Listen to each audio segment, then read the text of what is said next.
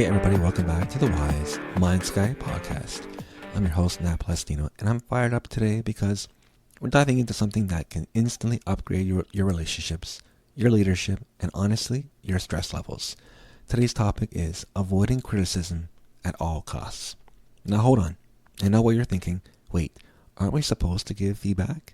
Yes. Isn't criticism necessary sometimes? Sure. But here's the twist. Most criticism doesn't build people. It bruises them. Let me hit you with a classic from Dale Carnegie. It was any fool can criticize, condemn, and complain.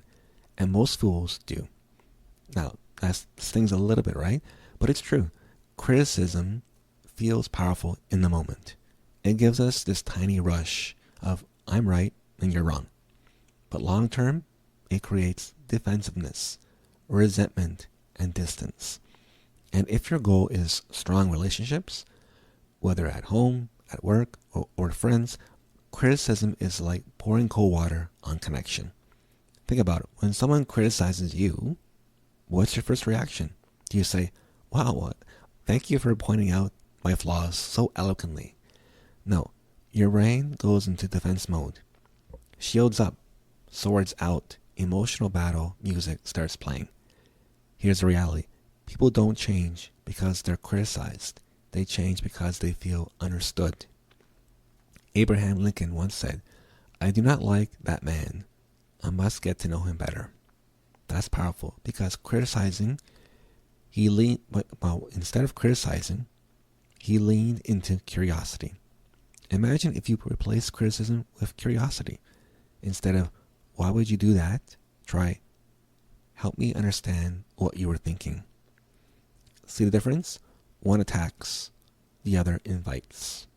Avoiding criticism doesn't mean avoiding standards. It means changing delivery. It means choosing encouragement over ego. Here's another gem from Marcus Aurelius. Be tolerant with others and strict with yourself. That's relationship gold. Be strict with yourself. Improve your habits, your tone, your patience. But be tolerant with others. Because everyone is fighting battles you know nothing about. And sometimes the mistake you're criticizing is the best they could do in that moment. Now let's be practical. Instead of criticizing, try these 3 relationship power moves. One is catch people doing something right. Praise is fuel. People repeat what gets recognized. 2 is use I statements instead of you attacks. Instead of you never listen, try I feel unheard sometimes. That shifts the conversation from combat to collaboration.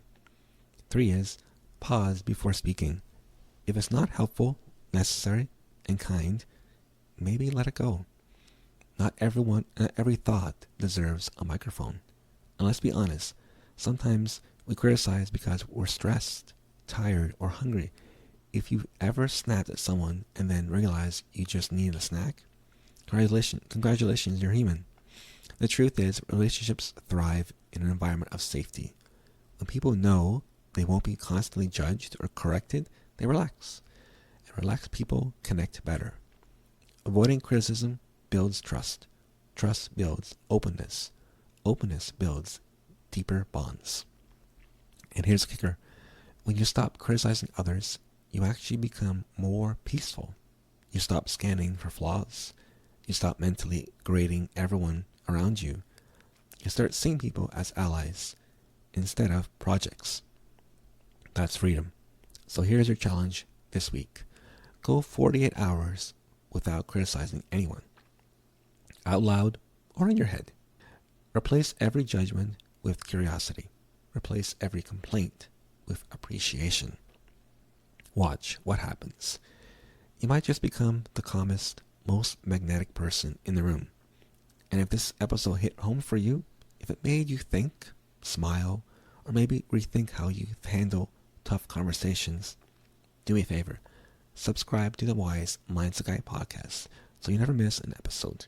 And leave a review. Your support helps this message reach more people who want stronger minds and stronger relationships. Until next time, stay wise, stay kind, and maybe skip that criticism your relationships will thank you.